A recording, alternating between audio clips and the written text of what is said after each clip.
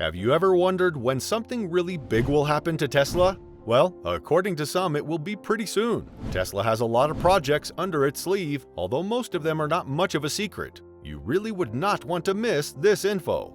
EV architecture is so different from internal combustion engines, it allows for a third revolution in automotive manufacturing, Tesla executive Martin Vicha said. As Tesla's head of investor relations, Vicha spoke at the recent invite-only Goldman Sachs Tech Conference in San Francisco. Goldman Sachs research analysts and executives from across the technology, media, and telecoms landscape gathered in mid-September for the firm's inaugural Communacopia Plus Technology Conference, a 4-day event in San Francisco. Goldman Sachs polled 127 of the companies and investors represented at the event to understand everything from their recession expectations to where they see innovation across their industries. One of the subjects that were included was about motoring becoming electric. There, it was found that 38% of respondents anticipate their next car would be a fully electric vehicle, and 34% expect theirs would be at least hybrid, including a plug-in hybrid. Expectations around self-driving vehicles were more long-term.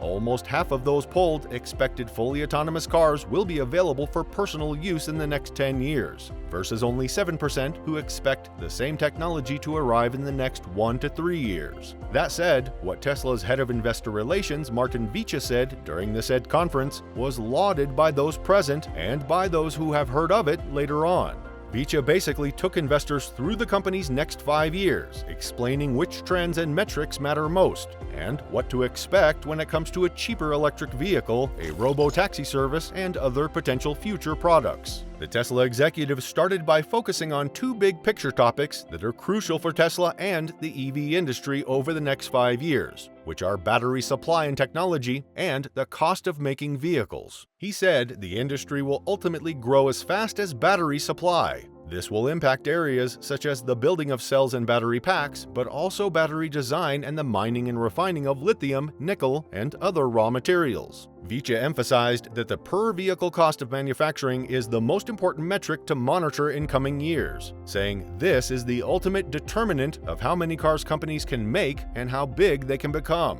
In the car business, gross margin is a big deal, basically measuring how much profit an automaker can extract from each car produced. Thus, Vicha said the per-vehicle cost is the top metric to track in the coming years. Controlling cost would be the most important factor in how many cars an automaker could make and how big a company, Tesla in this case, could become.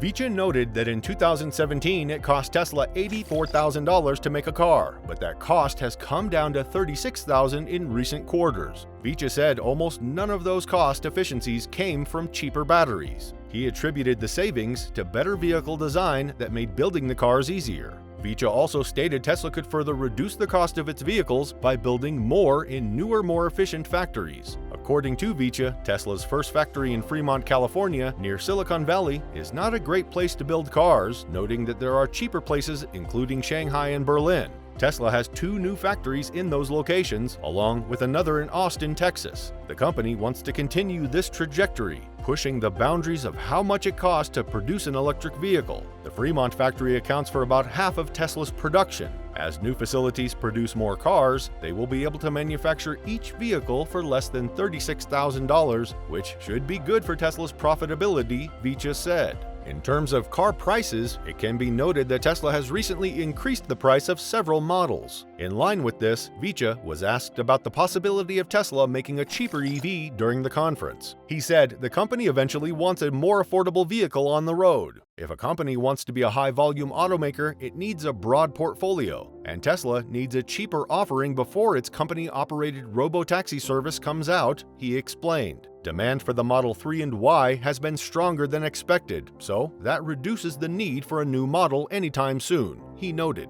Model Y will basically next year become the best-selling vehicle of any kind of all time in the world, the executive added. At the same time, he noted that that includes elevated costs from the Fremont factory and almost no leasing. This is an important sales lever that we've never touched, but in the future we might be boosting demand in other ways, Vicha said. On a different note, automakers across the board said that acquiring battery materials like lithium could be crucial for their success in transforming to EV production. However, Tesla, which has a huge head start in building EVs, is way ahead in battery production and supply. Vicha said at the conference that the company has all the battery cells it needs for both car production and energy storage products like the Powerwall. For the first time I can remember, we can access all of the supply we need for both businesses, says Vicha. The Tesla executive said the company was able to do this by expanding its battery partnerships beyond its original partner Panasonic to other battery makers like China's CATL and LG Chem. He also said that Tesla would add even more battery suppliers. Vicha added that battery supply is the most important part of how this industry can grow in the future, along with acquiring and refining battery materials like lithium and nickel. In relevance to that, Tesla filed an application with the Texas Comptroller seeking to build a lithium refining facility on Texas's Gulf Coast. Another subject Vicha raised during the conference was the much-awaited and much-anticipated FSD, or full self-driving. It can be noted that earlier this year, Tesla CEO Elon Musk forecasted that Tesla full self-driving could be released to qualified vehicles by the end of 2022. During the recent conference, Vicha noted that the company was on track to release supervised FSD within Musk's predicted timeline. Vicha explained that supervised FSD is basically supervised autonomy, meaning the driver is still an active participant in the car's mobility. When Tesla widely releases full self-driving at the end of the year, drivers must still pay attention to the road and follow proper driving practices. Vicha hinted that drivers who do not drive responsibly with FSD would lose access to the service, similar to how drivers in the FSD beta program lose access to their advanced driver assist systems when they drive irresponsibly. He added that Tesla collects more data from interventions, meaning the company learns more from drivers who actively correct full self-driving's movements. We profoundly believe mass collection of data and AI is the only way to solve generalized autonomy. That's the path we're taking, Vicha said.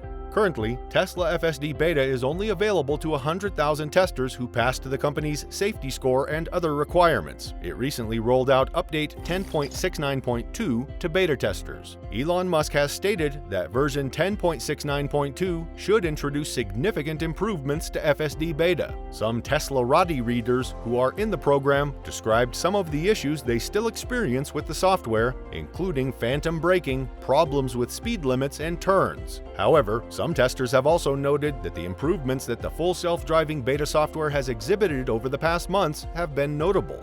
According to experts, there are several reasons why Tesla has succeeded where others have failed. First, Elon Musk had a game plan from day one. In the earlier days of the company, Musk wrote in a blog, "Our long-term plan is to build a wide range of models, including affordably priced family cars." This is because the overarching purpose of Tesla Motors is to help expedite the move from a mine and burn hydrocarbon economy towards a solar electric economy, which I believe to be the primary but not exclusive sustainable solution. Experts also pointed out that for Tesla, a compromise was never an option.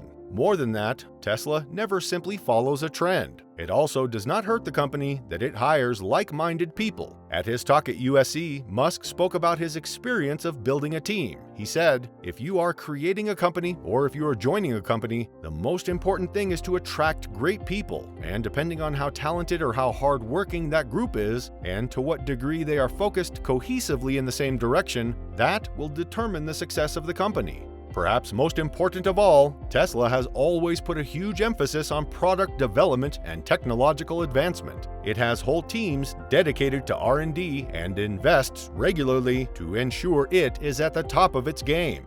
Make sure to subscribe to this channel for more big updates about Tesla stock.